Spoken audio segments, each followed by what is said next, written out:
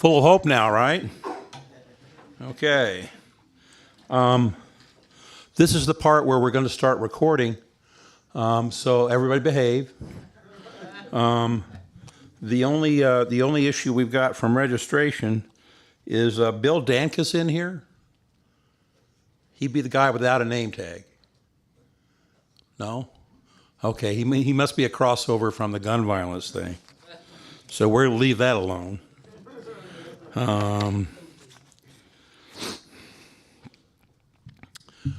These are the announcements. I'd like to start off by noting that we did start recording just now, and you'll be able to find this on YouTube and Facebook. If you're out there watching it, listening to it, or watching or listening to it live right now, welcome to the breakfast. Sorry you can't have some of these biscuits and gravy, but that's the way it is digitally. I just wanted to remind everybody that our charity outreach here at Zechariah is to look for men who can't afford to pay and make sure they come, that we want to be the place for them. So just want to remind everybody of that. Also, we're going to have some gravy left over at the end of the day in a pan.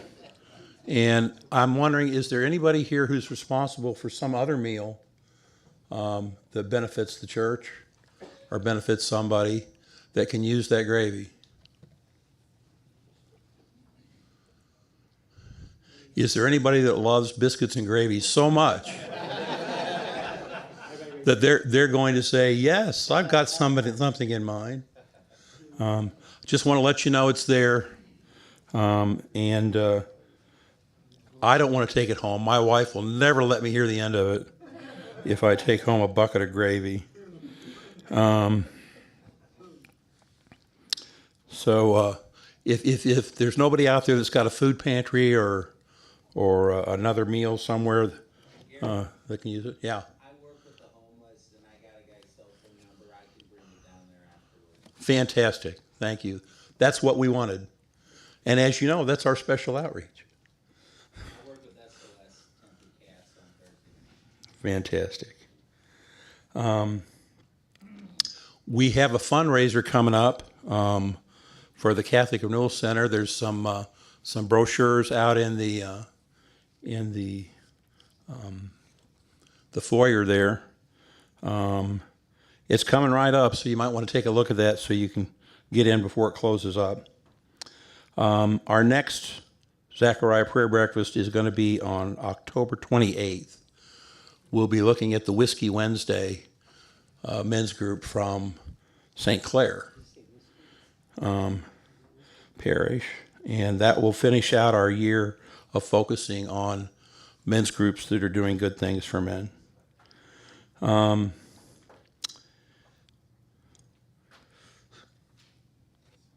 The National Eucharistic Revival that's going on right now is supposed to be happening in parishes, but here in St. Louis, parishes are very, very distracted at the moment by, guess what? All things new. And our National Eucharistic Revival site here in St. Louis is on the All Things New site, if you're interested. If your parish isn't doing anything, we have a suggestion here at Zechariah what you can do to help with the revival, to bring new life back to our awareness of the real presence of Jesus among us. 3 things. Come to Mass. And by the way, get the word out to people who you know are not coming to Mass, that there's a special window of grace for that right now because of the Eucharistic Revival. Secondly, show reverence when you're at Mass or around the Eucharist. You know how to do that. You might have to tell some kids how to do it because nobody seems to have told them.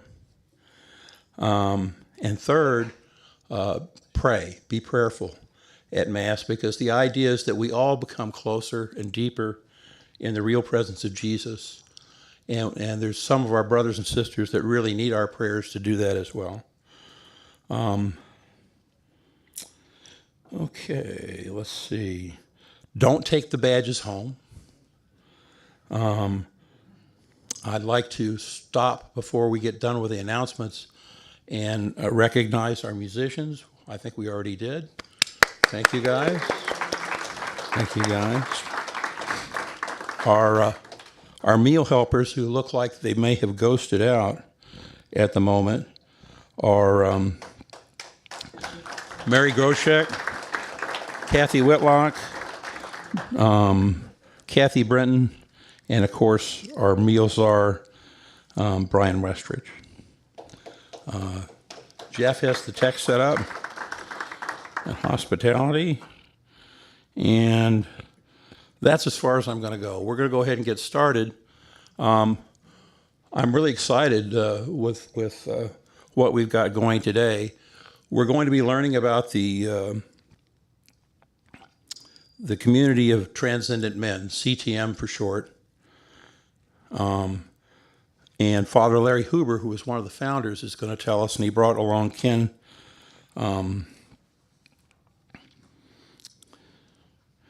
Payton along with him with some handouts. And so please welcome them right now. Thank you.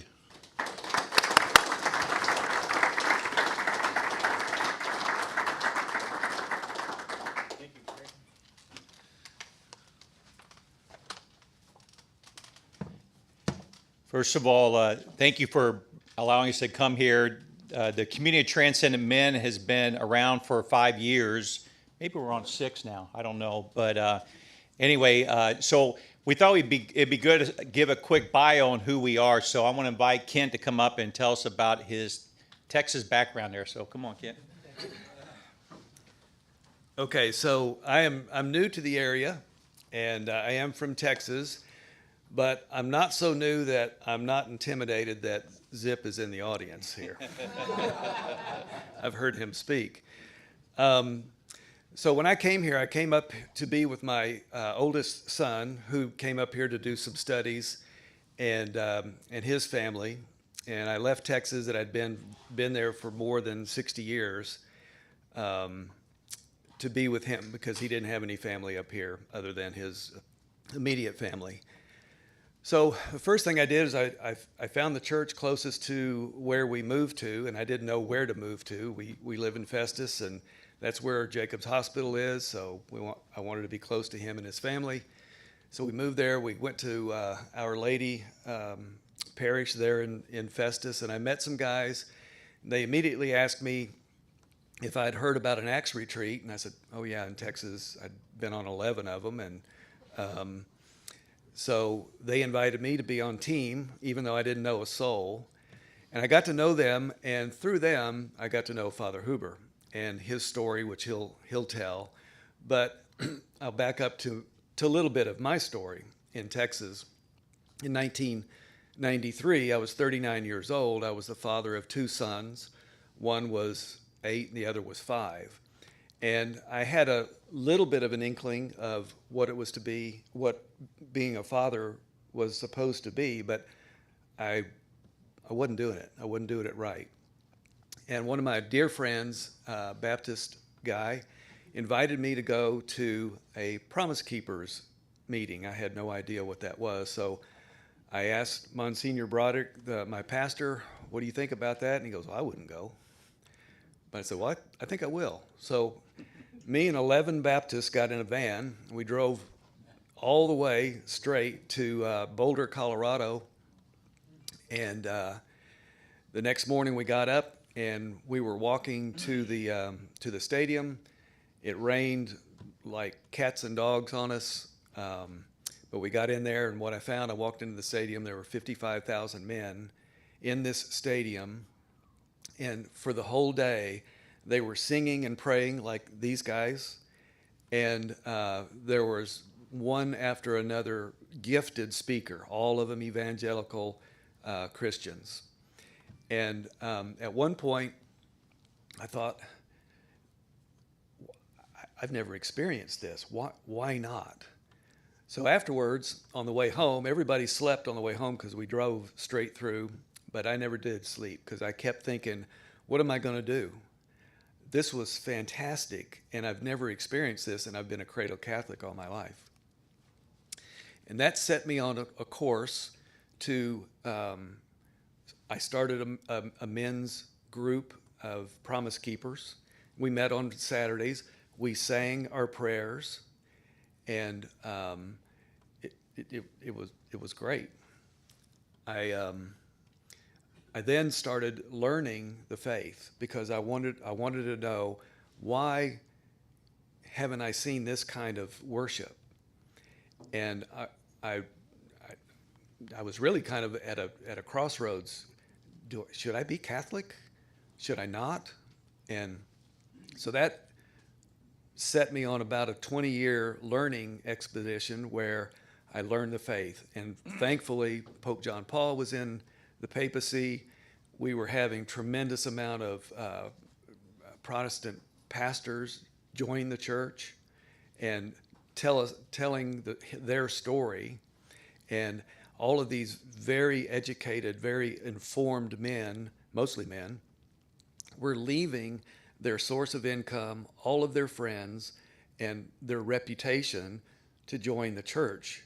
And it was because it's true. And I discovered that through my studies that, oh, this is true, and this is true. And if you've ever studied something, especially in the church, you have one aha moment, right, Gary? After another, and it's like, I didn't know that. Why didn't I know that?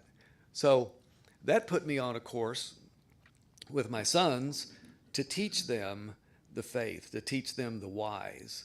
And that's what I've been doing. And that's why I was drawn to Father Huber's group, and why I'm working with the community of transcendent men to help other men realize that it's our job to lead our families.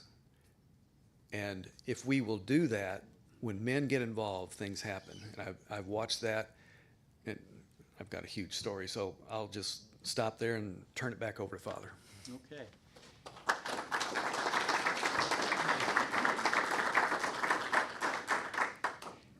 We have a board, a Community of Transcendent Men board that Ken is on board with. He's one of the board members. So that's why we thought we'd have one more person besides me come up and just share the stories there. And just a quick bio of me. I was born and raised in a small town, St. Genevieve, Missouri, and went to in that town they have a parochial grade school and a parochial parish-run high school. So that's where I went to grade school and high school. And I'm very proud of the fact that I was on the first state championship team that went there, and I started at left end and cornerback. So there was a time when I was actually athletic, but that's not anymore. So anyway, there you go. It was all German families down there for the most part, and you went to church because it was your duty, you just did it. And then when I went off to college at Southeast Missouri, I fell off the deep end, morally speaking, and didn't go to church or whatever. And it was just a terrible lifestyle. But obviously God called me back through a couple priests in my life. And then at the age of 25, God called me to priesthood. And it took me a trip to the Holy Lands so I was 25, right before I was going to get ordained as a deacon. That's kind of when you make your decision, right? To take the vow of celibacy and everything. So I went over to the Holy Lands and I prayed in the Ecce Homo, the Behold the Man, the chapel there. And basically I thought, well, if you did what you do, I guess I can sacrifice I really wanted to get married and have a family. It worked out for my parents, and I think if you're a heterosexual dude, it's just what you want to do, have a family. But so it is a sacrifice for me to be a celibate priest. I love being a priest, but there's just something in us men that we want to, devote ourselves to a wife and children, and maybe at my age now, grandchildren. I've been ordained 28 years, and then right from the get-go, at the age of 25, when I was in the seminary and I got ordained at 31, I've been hypercritical of you guys. You married men who are married. And why? Because I gave that up. And I'm like, hey, dude, can you at least treasure that I gave that up and I made it all about me, right? And I'm not supposed to do that, but I did, and I still do. Like, hey, treasure that beautiful daughter of God and put her on a pedestal and don't take her for granted and all that stuff. So it's a serious sacrifice that we do. One that I believe in, one that I believe that God called me in, but it is a sacrifice, and I've been hypercritical of all you married men out there. Okay, so and then that's what got me on to this path right from the age of 25 and definitely 31 when I got ordained, and throughout these years and decades about how can I develop a community of that will help men become better husbands and leaders for their respective their communities, their families, and all that. That's what the Community Transcendent Men was all about there. So I want to start now is does everybody in this group here believe that we have a problem in our world? Just wanted to make sure. Now, real quickly, just blurt it out. What's the problem? Evil? Sin? Self-centeredness? Lack of faith? Communists won't let us go. Lack of a prayer life? Decline of the domestic church, which is the family. Who had some over here? Lack of truth. Everybody's wallowing in falsehood. Yeah. Distribution of wealth. Lack of reverence for God, or even having a relationship with God, huh? Taking prayer out of schools. Boy, I thought I had to pry all this out of you guys, but I don't have to do that, do I? And breaking down the family, the domestic church. Okay, so and then there's a lot more too. Okay, so we have outlined the problem. Now, what's the solution? God, Jesus, the church. Okay. Let me offer you this. If you had to underline all the problems that are very real that you guys just labeled there, underlying all those is isolation. And I'll get back to that. Okay? But just keep that in the back of your head here, isolation. Before I forget, I skipped over my notes here too. So we developed I wanted to continue on with the story of Community Transcendent Men. After the Acts retreat that Kent talked about, those men decided in Jefferson County to get together and meet on a regular basis. And through many, sometimes very difficult conversations, we came up with this group called the Community Transcendent Men. The men labeled it that, and they wanted to live transcendent lives. What does that mean? It means to rise above, to live your life. So we want to develop a masculinity where when a man walks in the room, he commands presence. And if I can use the example of my mom and dad, my mom didn't work until when I was like in junior high. So she was always around the house, and she was this intimate, nurturing love that we had as with my 3 other siblings, 4 of us total.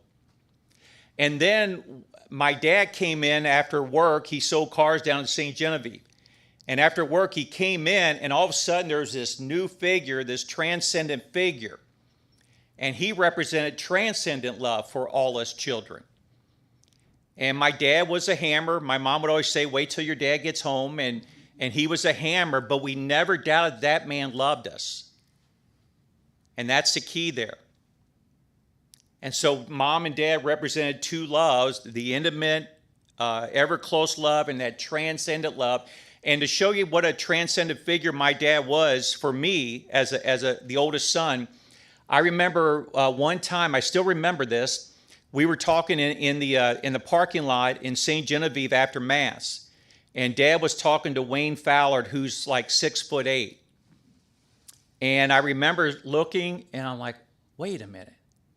My dad's not the tallest guy in the world? I remembered thinking that. So that was a type of transcendent man that he had. And then also, too, you remember the old pictures of a baseball stadium Sportsman's Park or Old Yankee Stadium and you see the pictures of the crowds, what do you see in that crowd? A lot of men and shirts and ties. And these were plumbers and electricians and carpenters. And they recognize that they're transcendent and you wear a shirt and tie and a hat. So, and now, I remember when you jumped on a plane, you kind of got dressed up, right? Don't do that anymore. So this is what we need. We need to do is develop a masculinity that doesn't demand presence, but commands it. When you walk in a room, oh, there's my dad, or there's Pope John Paul II, or, whatever that is. This is what we're talking about. So we developed it. We were talking, and we came up with the title Community Transcendent Men. Then we apply for a 501c3, so we're a tax-exempt organization. So we had all this is done by volunteer men. We haven't hired anybody yet. And then the guys put together these monthly Community Transcendent Men meetings. Zip talked a few years ago now at one of them, and all these meetings take place at St. Joe's and Imperial, and you can see the brochures on your thing there. And then if you miss one of the miss one of the talks, then you get to go to our Catholic CTM website, our Catholic CTM YouTube, our Catholic CTM Facebook, and you'll see it all there, all these talks. And then we decided, well, once a month is not enough. We need guys to get together regularly, and you guys have been on Acts and Cursillo and Tech with teenagers. You know how important, when people get together, magic happens. And so we wanted to get the guys together more often. So then we developed this thing called Men's Cross Training. And that's designed for guys. We have a fall semester and we have a spring semester where the guys meet 3 times a month, and they get to pick whatever time it was at your local parish. So it's the first 3 whatever on September, October, November. That's the fall semester. And then the spring semester is the first 3 whatever of February, March, April. And then the local parish or the community gets aside. And then basically it's we have videos explain what they are. We got 9 videos that we're developing. Again, all volunteer army to help guys understand why these men's cross training that meet 9 times per semester are so important. And then it's like the Acts and the Cursillo and the Tech. Guys give witnesses of they give a 12-minute, 15-minute witness talk, and then there's table discussion. And these 9 meetings are meant to start on time at 7 and end on time at 8, and we're done.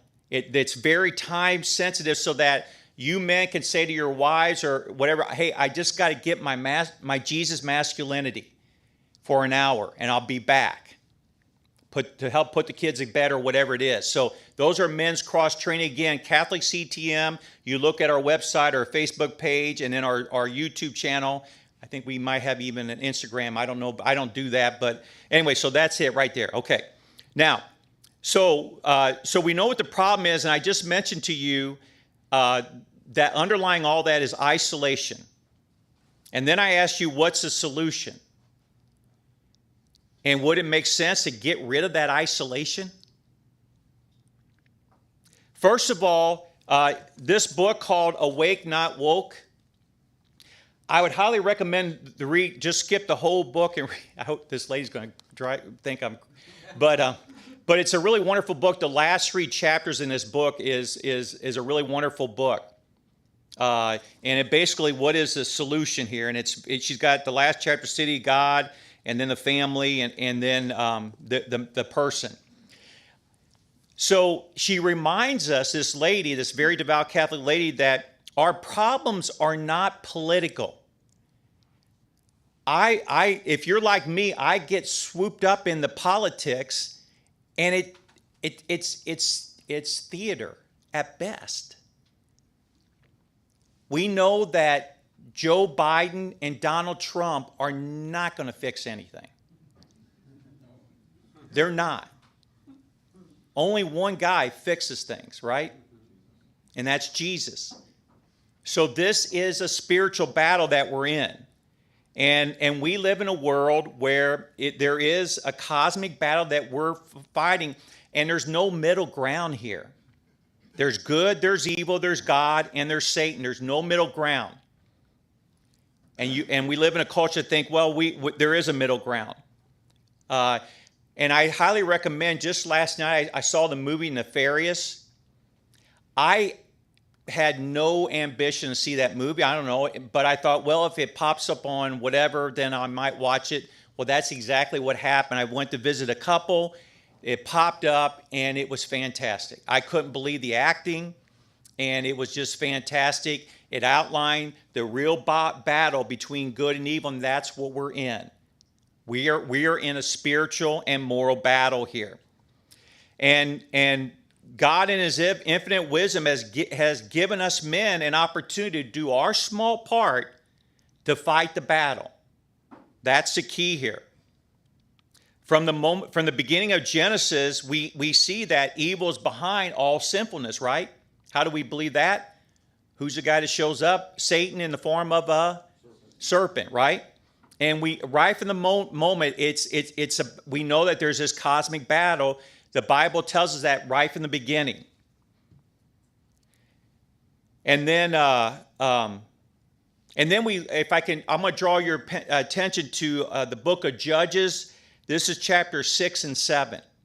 Now, this is all about, remember, isolationism.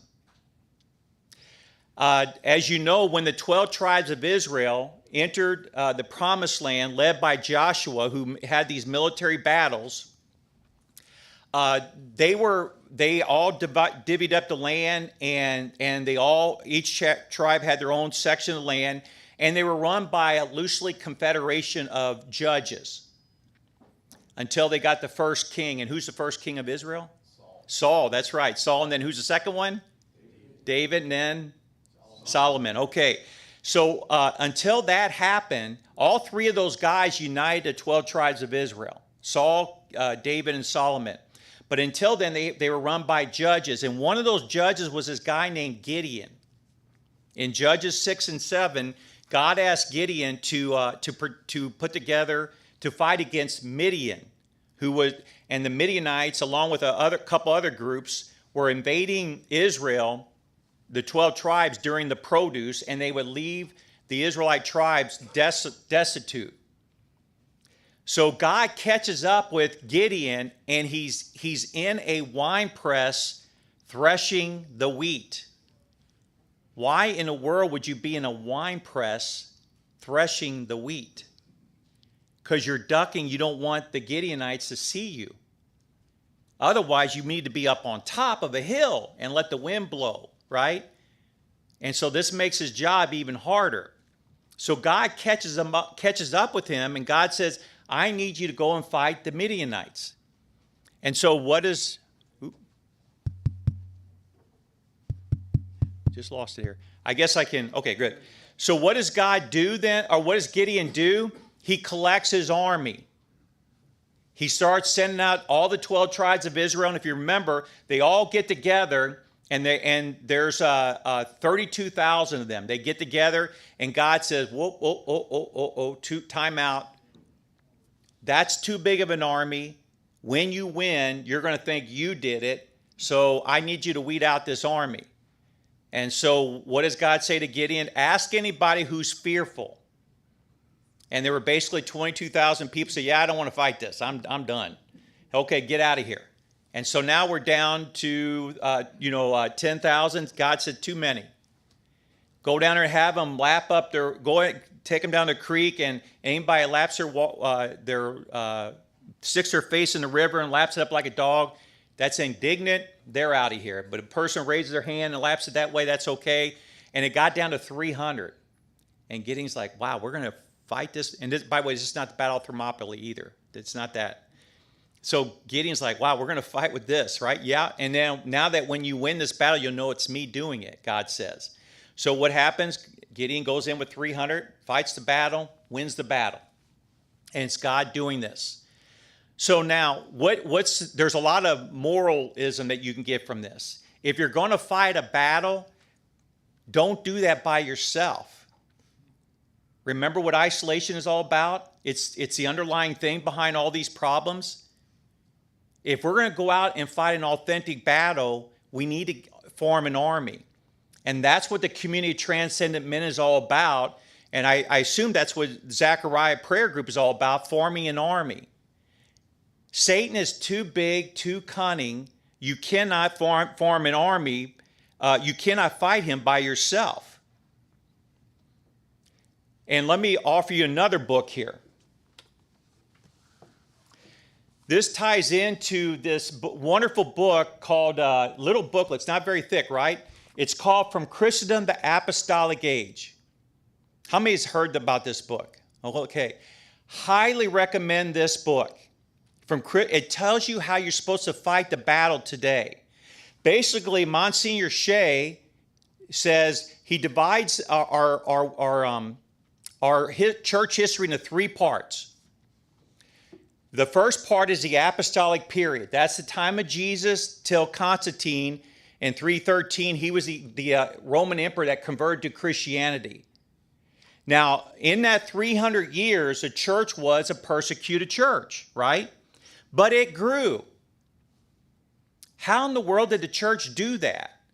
Well, it took an apostolic approach, and that apostolic approach is you still got to get your army together, but you got to do guerrilla spiritual warfare. You got to hit and then come back and hit. You can't just go up to an army of Satan and you'll get smashed.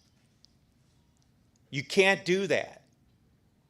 So what you got to do then is put together your army like the Zechariah group, like the Community of Transcendent Men, and you got to put together these small groups and start going after individual battles. And what are those individual battles? Pick low-hanging fruit. Find a son-in-law or a son or a grandson and say, now how am I going to convert that guy? And get him, well, don't do that by yourself. Bring a couple guys and let them go at it. Give your son, your grandson, your phone, that phone number, they all got them, and let them call. Invite them into the next Zechariah group or the next CTM. So the apostolic approach was to go after areas, look for the weakness of the enemy, and go after them in that weakness, and do it in a covert spiritual guerrilla warfare way. Again, I would maintain that that's what the Zechariah group is just doing right now. And then what happened was, by the time Constantine converted to Christianity, over half the Roman world was already Christian. Catholic Christian. That was the only one back then. And so Constantine then converted, and then what happened was, from the moment of 313 BC or AD, now the church came above ground, and now how did she spread the faith? She had to change tactics. And that tactic was institutionalize everything. You're above ground now. We can form our armies, and we can institutionalize hospitals and parishes. And the Pope would send people out, way out yonder to Britannica and settle there, and monks here and there, and Marco Polo here, and everybody. It was all about institutionalizing everything.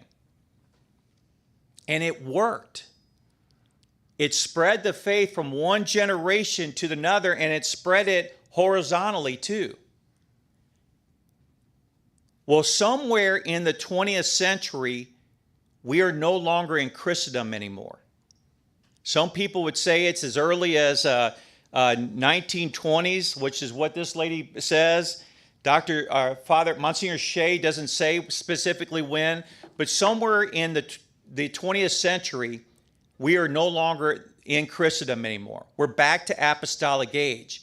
In 1973, Bishop Fulton Sheen made those words that, hey, we're in trouble. We're back in apostolic age. Now, that could depress you, right? But it's actually an opportunity. And this guy, Monsignor Shea, outlines this.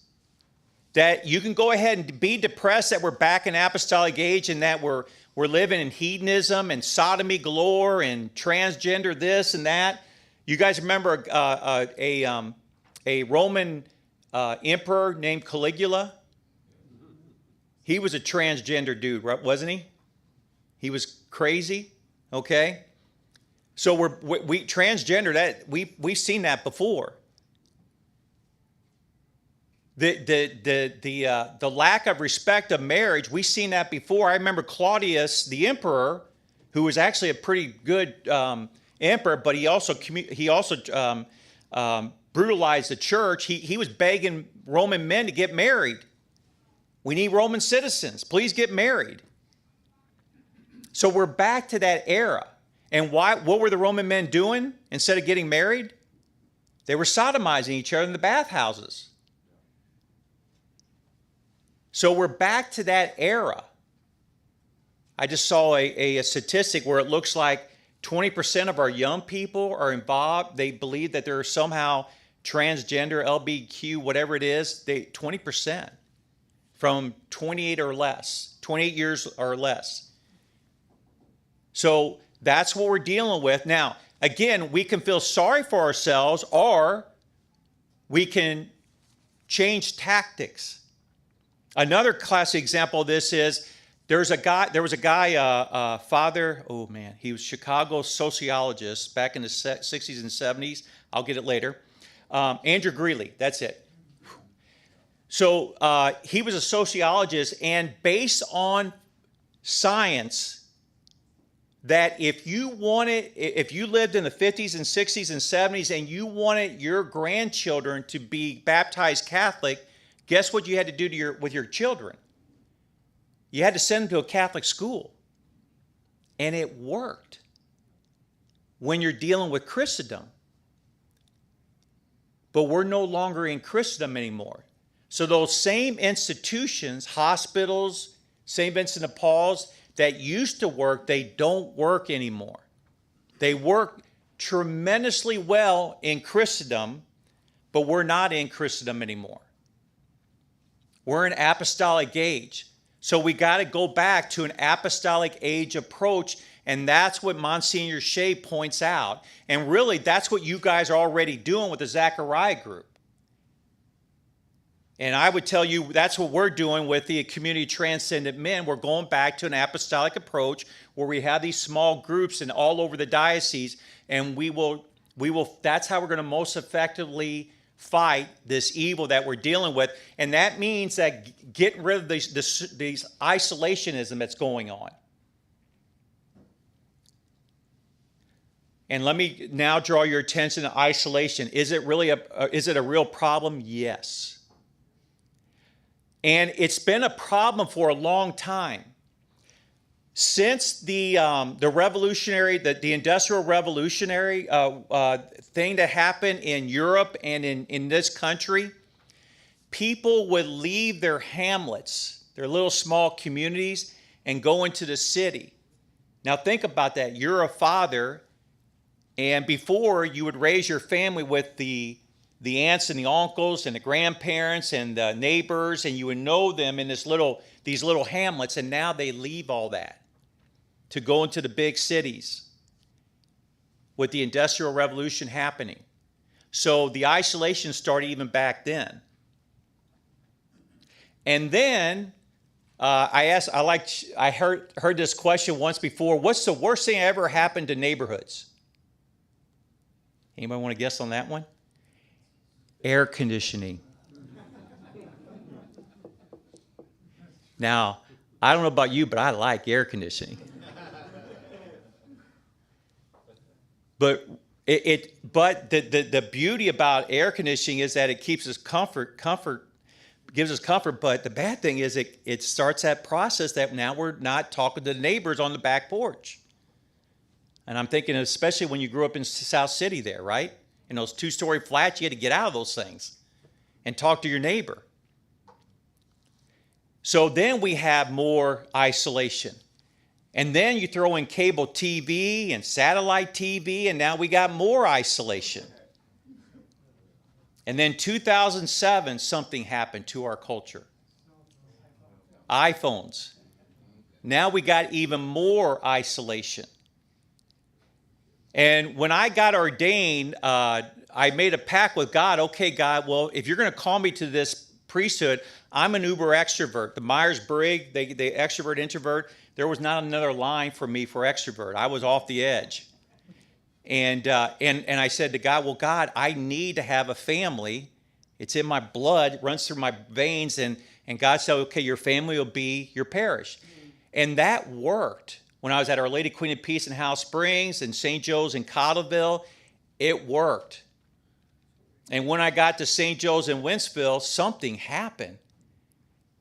Where it used to be the first 10 or 11 years of my priesthood, people invite us over after baptisms, and we would go. Or first communions, I had to go to the pastors. I'm like, okay, and which one are you going to get? I'm going to get this one, Now we hardly get invited. Now, some of this has to do with the scandal in 01 and 02, and what was the latest one in whatever it was. No doubt about it. But it also has to deal with the fact that we live in a radically isolated world. And you hear these stories about two teenagers sitting right next to each other, not talking, but they're communicating this way, right? You hear those stories all the time. This is what we're dealing with, okay? Now, another thing is this. Of the two genders, and there's only two, of the two genders that this affects the most, which gender do you think this affects the most? The boys. I read this book. It's the most inappropriate, politically incorrect book, I should say, most politically incorrect book you'll run across. It's called How Not to Raise Your Sons Homosexual. And this guy didn't say boo about Jesus. He was just clinically looking at this. And obviously it was written a while. And basically he says that babies, when they're born in this world, they're born with the female identity. Even baby boys, they know about femaleness. They're all over their mother's boobs, right? They know about femaleness. But something happens with the baby boy that he wants to get a different identity. It's something that God put in him. And what's happening with our divorced families and fathers working long hours is then that baby boy doesn't have a father to show him how to be a man. And then, so who's the most present to this boy is mom. So now she's going to teach him how to be feminine, right? And then this author goes on to say, we are sexually attracted to what's exotic to us. So if you're a boy growing up to a young man and you have the female identity, what do you think is exotic to that boy? Masculinity. And that's what he said he can, this thing, but that's a controversial thing to say. Well, So this isolationism has affected the masculine development of our boys and the men. I remember talking to this young man, Sean, who when I was at Immaculate Conception in Arnold, and he was having tough, difficult times. And at one point I said, "Hey, Sean, who's your male mentors in your life?" And he like, "Well, let's see here. Yeah. Well, there's Coach Prinster, and okay, and I see you at the gym once in a while, yeah, and that was it." These boys don't have male mentors show them how to be a man. Women can't do that. They cannot raise a boy and a man. That's just not my opinion. It's reality. And that's why we got what we got. And the community of transcendent men is meant to try to fix that. It takes masculinity to raise a boy into a man, gentlemen. It takes even more masculinity to raise a man into a better man. And we're not a finished product. I'm 59 years old. I hope you guys feel the same way. We're not a finished product. That's why it's important that we continue to hang out with Jesus masculine men. And that's what the community of transcendent men is called to do, is give men an opportunity to come together and talk about what's important in their lives. One of my mentors is my old football coach, Mark Benson. He's part of the L10 board, the leader board. And two stories with him. Mark would go. He's a big Mizzou football fan, and he would go up with his buddies to the Mizzou Tiger football game, and they were glutton for punishment, I guess. I don't know, but they would go up there and they would talk about Mizzou football, maybe their family, and then come back, Mizzou football, maybe family, whatever it is. Because of this community of transcendent men process, he now goes up, and when they go up, he said one time they went up and they talked nothing but Jesus all the way up there. Now on the way back, they talked about Mizzou football. Another Mark Benson story, this guy coached the first two state championships at Valley Catholic in the 80s. 81 football year and 82 at Arrowhead Stadium. And Mark Benson talked about, Mark and I were having a conversation, and I said, Mark, man, my dad, this happened about 7 years ago. My dad passed away about 2 or 3 years since. From that moment. He's been passed away 10 years now. And I remember I said to Mark, I'm like, golly, my Larry Sr. passed away, and I wish I would have asked him more about, just questions like, what was it like to sell a car in 1962 when you're 20 years old? What was that like? And how'd you meet my mom? And what were you thinking there? And I don't know, I just wish I would have asked him silly questions about his life. And now he's gone, and I missed a chance. So what Mark did is his dad was actually still alive, and he was born and raised up in Monroe City. So he would drive all the way up there and then intentionally ask his dad questions and wrote them down on a piece of paper. And he had a notebook full of stuff about his dad that he never knew about his dad. At one point, and he would make an effort to go up there and visit his dad, and intentionally, it's all about his dad. And at one point, his dad said, hey, when's Mark coming back next? His dad looked forward to it. At one point, at 1 year, just a couple years ago, he was going to go up to Monroe City to visit his dad, and they were going to watch the Super Bowl. That one particular, whatever Super Bowl that was, 2 or 3 years ago. And would you believe it? They didn't even turn on the TV. I remember when I was in a seminary in '88, the first time I ran across the story of Benedict, Saint Benedict, and his sister, Saint Scholastica. And many of you probably know the story. Saint Benedict visited his sister, Saint Scholastica, in the convent. And Saint Scholastica was so excited to have her brother there, and they were talking to spiritual life. And I was 25 when I first heard this story. And they were talking, and then Saint Benedict said to his sister, by the way, sis, I gotta go. I gotta get back to the monastery. And Saint Scholastica said, no, don't go. I want to keep talking about the spiritual life. And then Saint Scholastica prayed to God, God, do something to keep my brother here. And God answered her prayers. Does anybody remember how God answered her prayers? A storm. And it kept her brother there. And Saint Scholastica wrote how she talked to Saint Benedict throughout the whole night into the morning. And I was reading this story for the first time at the age of 25 because it's part of our breviary. And I'm like, what in the world? How do you do that? I can talk sports throughout the night and into the morning. But how do you talk Jesus in the spiritual? How do you do that? Well, now because of this community transcendent men process, I know how to do that. I very rarely talk sports. All of us do. We're all sports enthusiasts.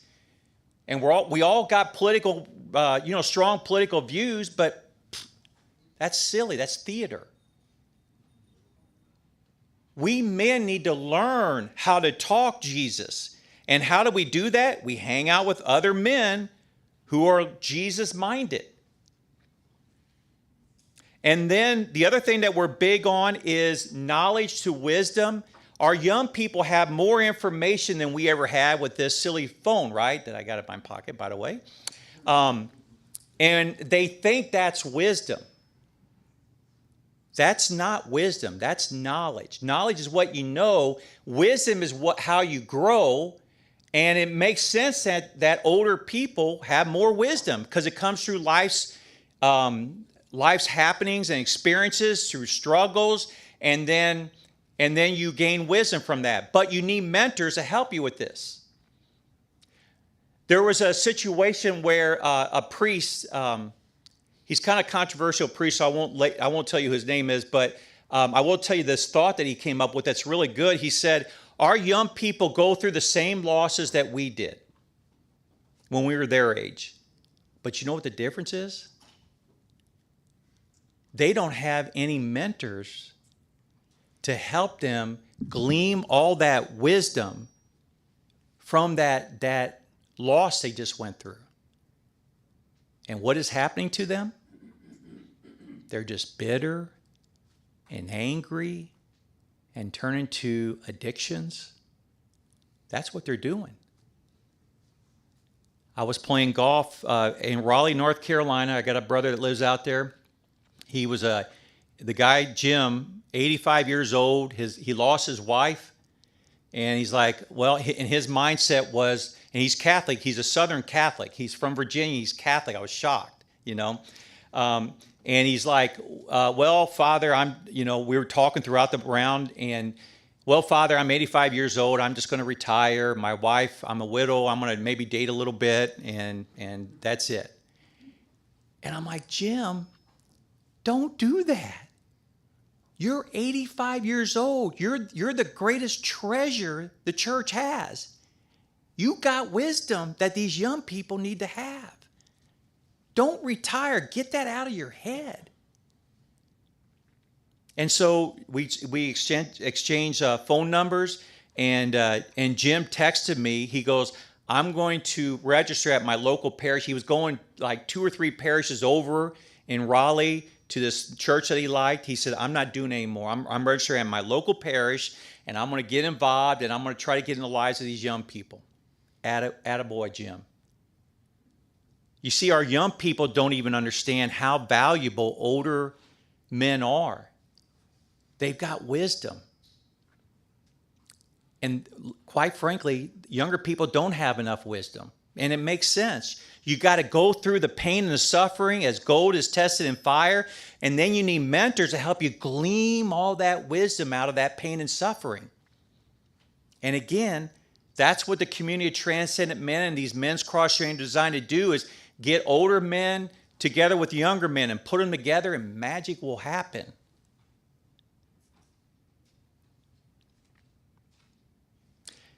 I want to leave you, I'm going to stop here, and I want to leave you on one important thing. This is critical as the Zechariah group goes, and this is critical for the community of transcendent men. This is critical for us as Catholics. This is so important. Are you ready? We win. I'm a competitive dude. I was a fierce competitor when I was younger playing sports. And remember how John Paul said, get to know the person of Christ? And so I thought, okay, well, let's get to know this dude. And what I found was this dude was a fierce competitor. He competed and competed and competed. And the most prominent way he competed is when he's carrying that cross up the hill after they beat him all night. That boy was a 6'4", 235-pound linebacker. And we need to compete, and we've got more than Michael Jordan on our side. We got Jesus Christ. We're going to win. But in the meantime, we got to be strategic in how we win. If you're going against a defense that's good against the pass, then you need to run, and vice versa. Well, we need to be strategic about getting those first downs. And that's what, these small groups are so important there. George Allen. Does anybody know who George Allen is? Coach George Allen. And Zip, there was, if I'm not mistaken, there were 40 men on the roster back in the time. If I'm not mistaken, So you'll get the gist of this. It was right before a big game, and this is when George Allen, this is back in the day when they got them all on the field right there. And George Allen's getting his Newt Rockne speech, and they actually caught this on film, and I never will forget it. He said, men, 40 men playing as one cannot lose. And that stuck with me all when I was a kid listening to this. We can't lose. So we got to continue to get rid of isolationism, and we got to continue to work hard to get unified. And it starts with where you guys go in your homes and everything else. Figure out a way to do this apostolic approach. And let's win for Jesus, obviously, and let's win for our families. God bless you guys.